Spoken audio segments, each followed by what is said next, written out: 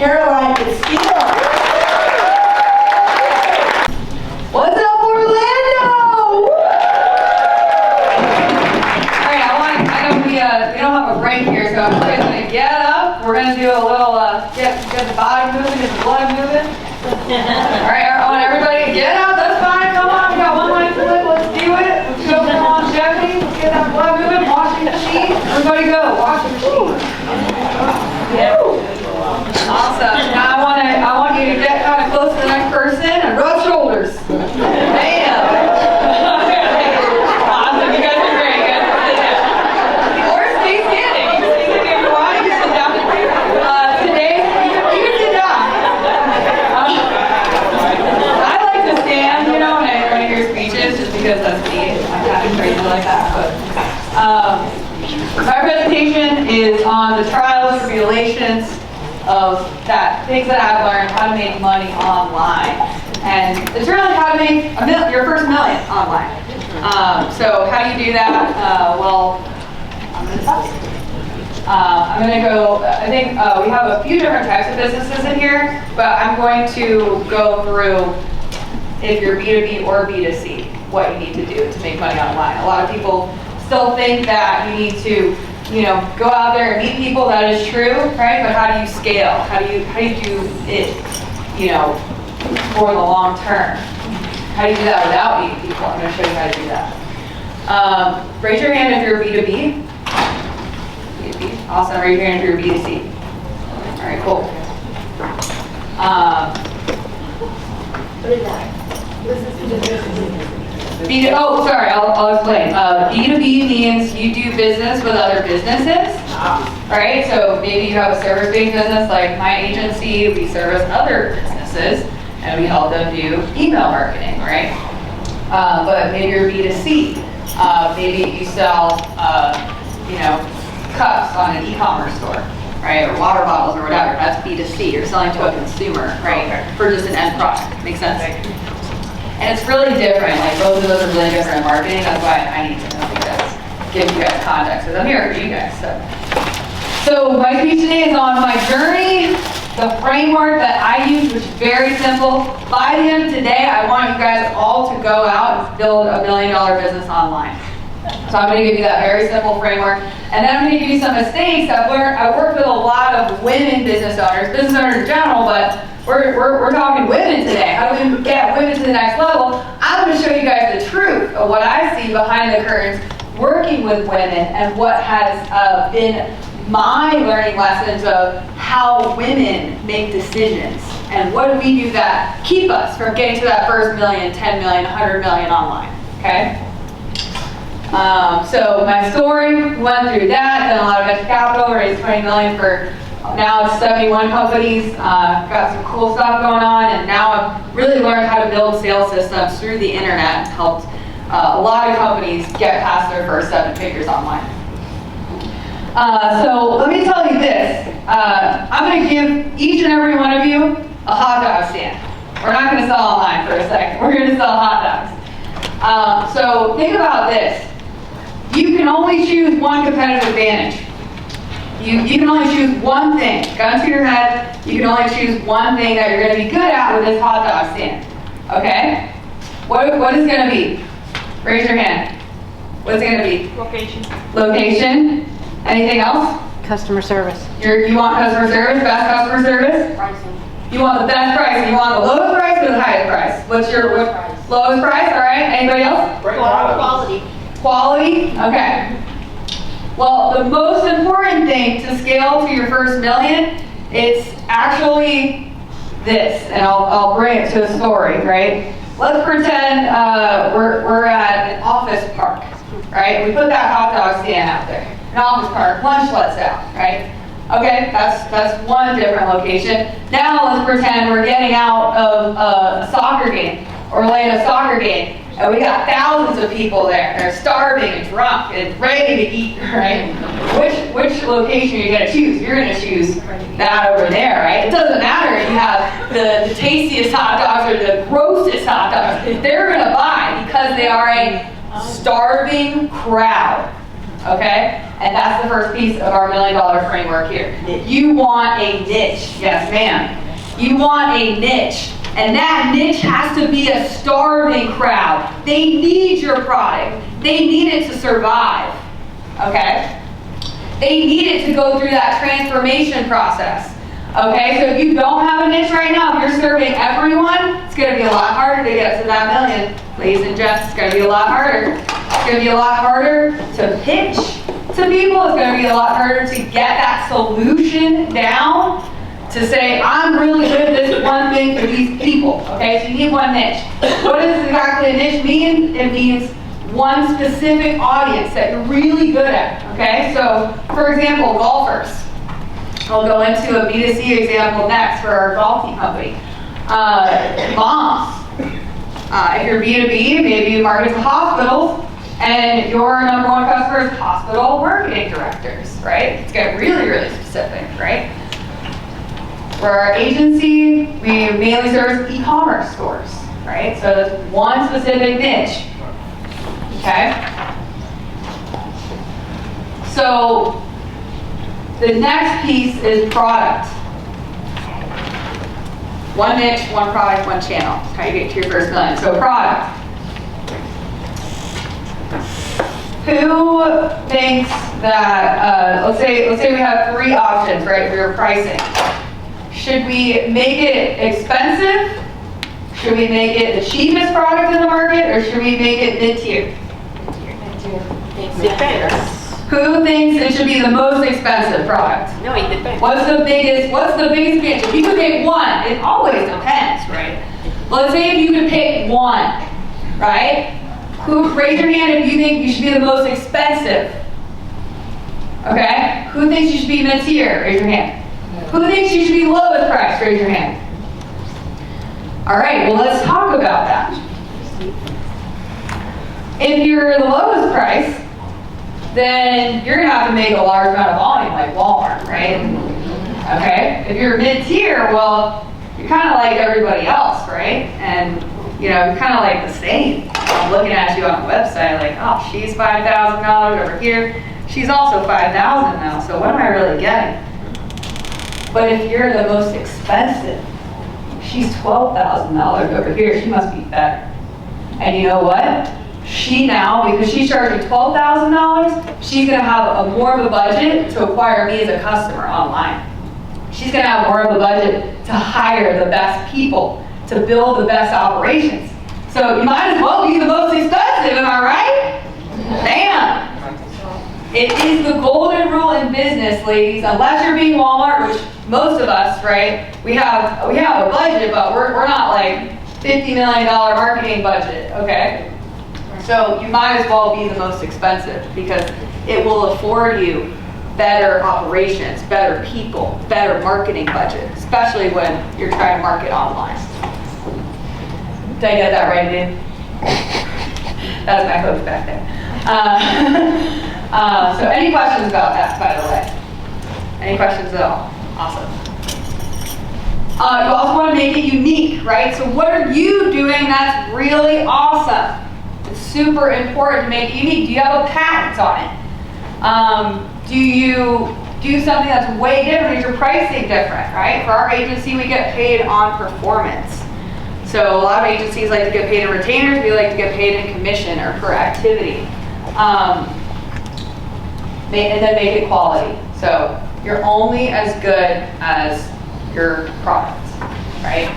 You can have the most amazing sales team ever, but if you don't have a good product, it's not going to keep you customers. It's not going to keep customers for long. And then one marketing channel. I can't tell you how many people have 10 different marketing channels and they're focused on them all, right? Imagine if you were digging a hole, right? If you dug it wide, right? As opposed to you dug it deep in a small, deep hole, right? And more vertical than wide, you could get to the well faster, right? If you dug a smaller hole and deeper, right? Instead of digging it wide. Those people that are digging it wide, they're focused on social media, ads, all these different things, email marketing. Focus on one channel. One channel. So are you gonna pick TikTok? and creating TikTok and posting every day and really committing to it? Are you going to pick cold email where you have 1,000 different emails and then you're reaching out to them through cold email every day, set up appointments for your service-based business? Are you going to do paid ads for your e-commerce store and just really focus on bringing the best content on those ads and focus on marketing budget there? So you just have to choose one channel, one marketing channel. That's all you need. One niche, one product, one channel. That's the framework for $1 million. I'm going to go into examples next. Any questions so far? Yes. Why, on the product part, why not make it a three-legged stool? Because being the most expensive doesn't work. It's like a 50-50 shot. What do you mean it's a 50-50 shot? Is your sales team not closing? You think it's too expensive and your sales team won't be able to close? Yeah. Well, I think there's an economy to every market, right? So I'm not going to charge, let's say, $100,000 for just one video or something, unless I think I can charge that, right? By the time you want to charge, from the time that he starts cracking a smile and giggling, that's the price that you want to charge for. If you're in a service-based business, right, which I guess you are. IT. In IT, okay. Providing hardware. Providing hardware. Yeah, so you have your part IT services and hardware. So you have a little bit of both. Yes. Right? So yes, there is a market and there is like a ceiling and a floor, Yes. right? So what I'm saying is charge more towards your ceiling so that you can afford more of a budget, right, for marketing and talent, right? Does that make sense? And just accept maybe fewer clients, but have a bigger budget. Yes, you could accept it. And that goes more so into your marketing plan, and if you want to go boutique, yes. But you could charge more and accept more clients and have a bigger operation. It just depends on how big you want your operation to be. But to your point, right, there is a ceiling for every market. You have to determine what that ceiling is. Quick question, in terms of growing in your channel, is there any one that you would recommend to start out with that would be area? Yeah, what's your business? So construction. And what type of construction? What? Stucco. Stucco? And you're doing it for residential? And commercial. And commercial? What's your biggest business, part of business right now? Like if you could do percentages of revenue? Residential. Residential? And are you doing any marketing channels right now or? Not consistent. Not consistent? Yeah, so a little bit of everything. Okay. And tell me a little bit more about your product. Like, how are you different? Like, why am I going to pick you to do my stucco as opposed to the next guy? The quality of the services that you'll get. Yeah. And just the consistency in terms of, what's delivered. Okay. And do you feel, what do you have more of right now? More time or money? Time. Yeah, so, no, that's a great question, right? Do you have more time or money? Because if you have more time, then you should create content. And you can get organic traffic, right, with content. It costs you, for Facebook ads, it costs me 20 bucks. Every time 1,000 people see my ads, it costs me 20 bucks, right? So that means I need to be spending money every day for the agency. For my agency, we spend $1,000 a day to get booked appointments, right? So for you, right, if you have a large amount of time, get a team together or even you to create content, right, through either TikTok or Facebook or Instagram Reels and start creating shorts. Start creating shorts, and it can be the simplest shorts. You can just go through the step-by-step process of like being a customer of yours, right? And it's really funny because like stucco is very textured, right? So you can make a lot of fun textured short videos with that, and then really commit and make one a day, at least one a day. And then that's gonna help you with your sales team and what you're doing already. But creating short videos like that is great. What you also could do is start creating a YouTube channel where you're getting subscribers as well, and then put that to your email list. Thank you. Yeah, definitely. Any other questions before I move on? All right, awesome. Is this helping? Yes. Woo! Okay, good. Just making sure. We're a little quiet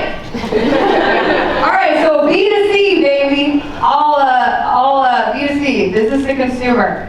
I'll throw it back a few years ago, about 3 years ago. I met a student at UCF, and he was getting his PhD in water desalination, and I kind of felt bad. I walked up to him and I was like, hey, I know she didn't have anybody to talk to, because, when you're a student and you don't know, you're kind of like a little nervous, so you're a little nervous. He's like, oh yeah, I have this golf team. And I was like, wow, that's so interesting. And I looked at it and I'm like, how are you doing with it? And he's like, I got like, a few $1,000 in sales, like $7,000 in sales. I'm like, oh, awesome. Well, bring it on the office. We'll see what we can do. And, I have a marketing agency, thought it'd be interesting.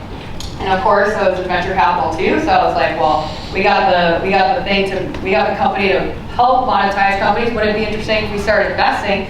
We started investing into different brands, right? So I brought Danny in the office, and we were deciding whether or not we wanted to make him a client or license this in a attempt to acquire the brand. And Mike, my fiance in the back there with the camera, he said, wow, babe, this is good. This tea, there's something about it. I'm like, are you sure? It kind of looks like a burger brand. I was like, not knowing anything about golf. And he was like, oh man, no, we gotta do it. So lo and behold, first year, that was end of 2020. Early 2020, January 1, we redid the website. We went under a licensing agreement where I said, hey, I'm just going to buy one thing of golf, or I'm going to buy per golf tee that I sell, and then we're just going to sell online. By the end of the year, we had $800,000 in sales. Wow. So one traffic we chose was Facebook ads. So remember, one channel, right? The products, one product. This is all we sell. That was all we sold for the first $1 million. And I think we have one other size. Same product though. So unique products, right? But the most important part, remember back to our hot dog stand, was a starving crowd. Anybody know a golfer in their life, or are golfers? Won't they do anything to golf better? Your golfer husband or wife, right? If you think about it, they saw our tees on our site. It's just low enough where they don't have to ask you $20. It's just low enough where they don't have to ask you online to buy it, right? So in an effort, right, for a golfer to be better at golf, they're going to try this. But remember what I also said about being the most expensive. Golf tees are free on the golf course, right? One pack, which is a pack of 8, for us is $20. We are the highest priced golf tee in the market. So that goes back to your question, right? I'm not going to sell for $100 for a box, right? Because that's pricing out my market. But we are the most expensive golf tee in the market, and thousands of people buy that. So this is kind of on the topic of a marketing channel, right? This is what our Facebook ads look like. We're just really focused. The first $1 million was all about just those ads, and just on Facebook. Then we went to Google, started really focusing on email marketing, things like that. And here's a little snippet of one of our ads. Okay. I have to click it over here. Okay, yeah. They told me the wrong page. Is it this one, right? Yeah. Oh, no. Oh. Just there you go. They said if I tested, it was going to work. But they told me it was two away. Okay, we can share it. We can share it later. I can just say, oh, I got gold. So the whole point of this was to give you guys just a little context into what our ads look like. If you use, but here's a little tip, a little golden nugget. You can look at any of your competitors' Facebook ads or see if they're running Facebook ads by going to Facebook Ad Library. So if you just Google it, it'll be the first couple links that pop up on Google. If you go on Facebook Ad Library, you can see the ads we're running. All of these ads will be on Facebook Ad Library, the public, and then you can see if any of your competitors are running ads, and you can kind of get a sense for what offers and what products that they're running. Awesome. Any questions? My B2C companies? Yes. I do have a question. So when they first started making these, right, I assume they they were just making small amounts. So when you go from selling just locally, how do you make enough of your product to then sell to make $1 million? Like, that's a large jump. How do you find the factories or the workers or make those connections? So for this, her question was, how do you scale your company, right? If you're selling a lot, how do you also make a lot of product, especially on the B2C side? So for this company in particular, the manufacturer and the supply chain is great. We can produce a lot of teas, way more than we're selling. However, if you have a complicated like business model, right? So you're making candles, or there's some kind of complicated situation, right? Then you might have to pivot from there, right? Or you might have to pivot the product too. You have to consider those things, right? A simple business model is the best, right? That's why I'm saying like only focus on one product. If you have all these different products, you have to focus on inventory and different types of inventory for every different product. Business is complicated in general already, right? So keep your business simple, because there will be nuances naturally in your business along the way as you grow it, you know? So yeah, you might have to find a new manufacturer. You might have to just build a different product. Build a different product where you know that it's possible and it's easy and it's simple to be able to sell thousands of units if you have a lower price point.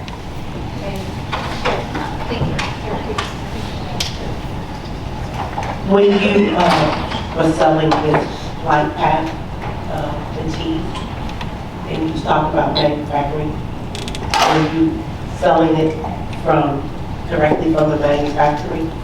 Because you went from a small quantity to a large quantity. So how did you traffic that? Because if you're making $1 million, you know, and I'm selling 2,000, I might have those in a warehouse. But now I'm making 200,000. Yeah. So how did you go from 2,000 to 200,000? Definitely, that's a great question. The answer is just balance and keeping the balance of cash flow. We're throwing more and more cash flow at our inventory, right? And then also keeping up with every single step of the system.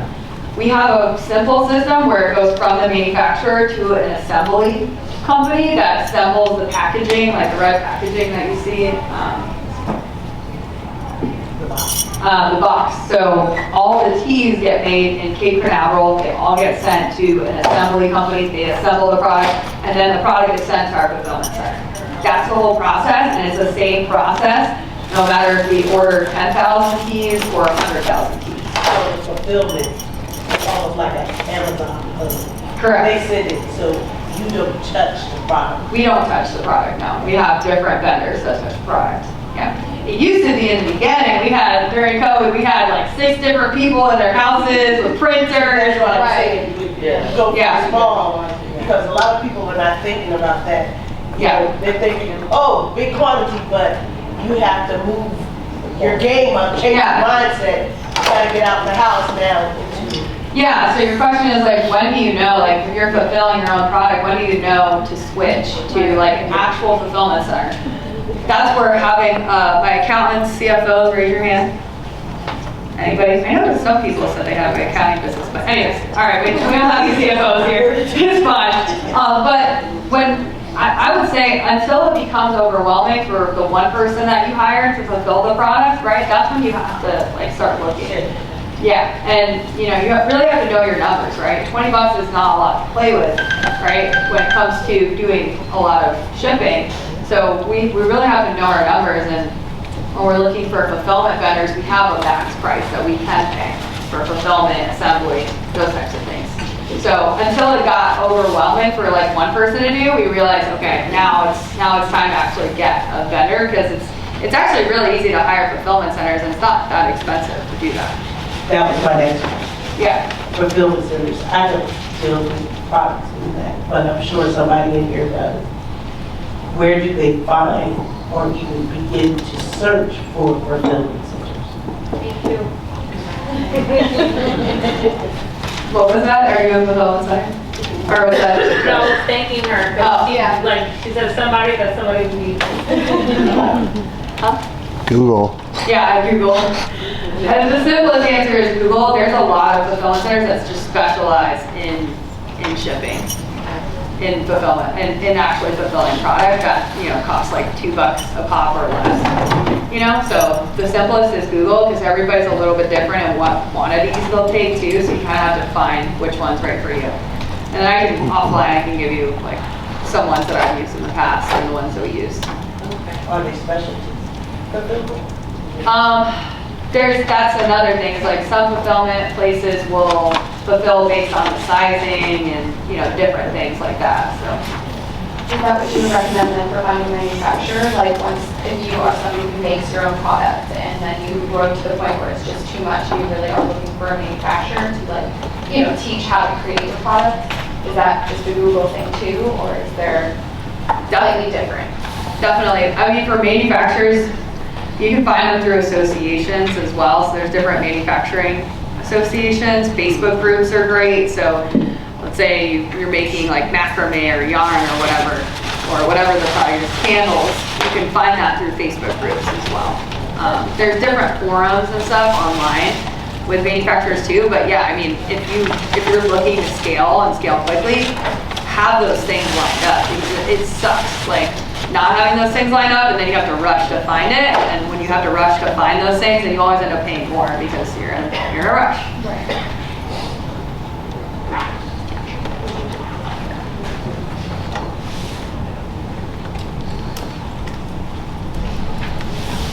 Actually, I have two questions. The first one is, you said you came into this product through a licensing agreement, Yes. correct? We licensed it first 6 months, and then it did great, right? Put our own money into marketing as investors, and then we converted it into an equity deal where we acquired a good chunk of the company. Okay. So under that agreement,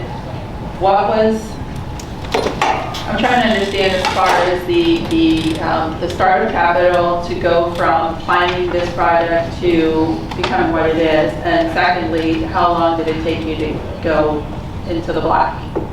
Yeah, that is a really great question, because it's so easy to spend money online. And for everybody, her question was, how much did you invest and when did you become profitable on this? So that's a great question. And it's so easy to spend money online when you're running ads. So it's kind of like you're a stockbroker and you need to watch your numbers like every day, right? And really know your numbers. I would say it took us 6-7 months until we were actually profitable, because we were scaling very quickly. In some months we aren't profitable because we're scaling quickly. We made that decision as business owners, and because we want to scale, right? So you have to kind of make that decision as well, like what amount of growth am I comfortable with, and how fast do I want my growth? Because, if you want it really quickly, it might be less profitable too.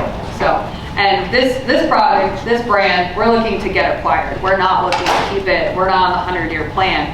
We're on that acquisition plan. So we want to see more top line growth. Does that make sense?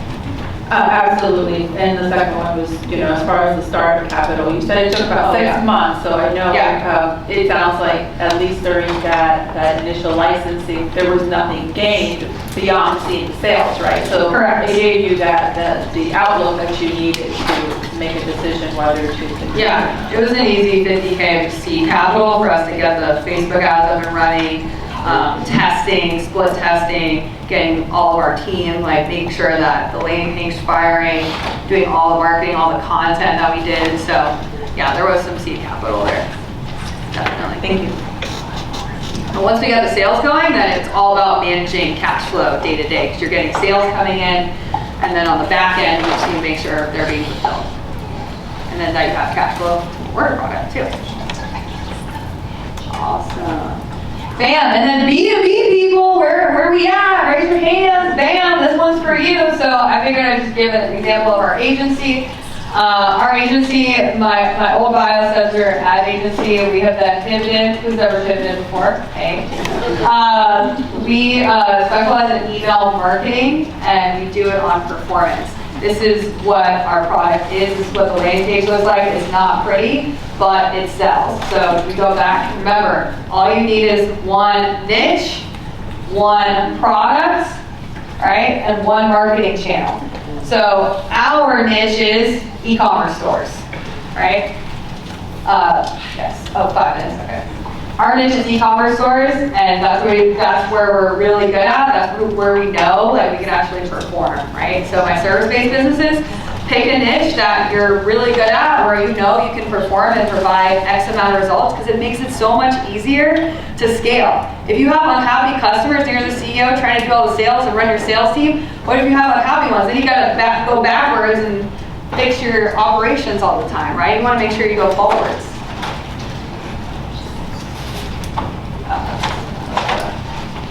Laser.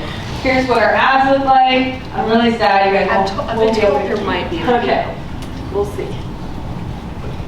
No. Okay, wait, there we go. Oh, here we go. So check this out, What is an email marketing agency charge nowadays? 10, 20K? And what are they even promising? No guarantees at all. What we're gonna do is we're gonna do all your email and SMS on pure performance for just commission.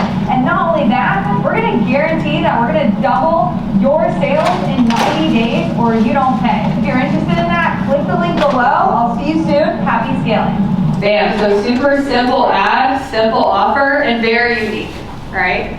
So we're promising results. What agencies promise results? Very unique, and we're willing to do it on performance, right? So think of yourself, my service-based businesses out there, think of a way and an angle that you can market yourself and make yourself very unique. Your angle also has to do with the niche that you chose. What is the starving crowd? Think back to the hot dog stand, right? What is your starving crowd? For us, it's e-commerce stores. E-commerce brands, brand owners, they're hungry to make more sales. Just like all of our brands out here, they're like, wow, oh my gosh, $1 million. That's great, I wonder how I can do that. Well, that's what we do, because we know our starving crowd is people who are looking to make more money, right? And doing it without spending as much ad spend, because we spend a lot of ad spend to make FlightPath go. And then some of the mistakes that I've seen working with other women business owners, and men too, but some of the things that I see that prevent us from making that first $1 million, $10 million are risk. Take bigger bets. Let's go. You know, let's not be afraid to spend money. Spend money on the things that we work so hard for to put out into the world, right? Bigger risk could also mean speaking on bigger stages or asking for more money from investors, right? It's all of those things put together. How do we take bigger bets? We just get the courage to do it, right? And with competence comes confidence, right? So we have to do more reps to get really good at what we're asking for, right? Get your service better. If you're asking for money, get your technology to be better. Whatever the investor said, this is why I'm not investing, because you need to put these 3 widgets in your software. Go get that done so you get that 500K check. And failure is a part of the process. I've seen a lot of women out there that fail and then they give up. Not saying that it's any of us, because I'm speaking to the crowd here, but preaching to the choir.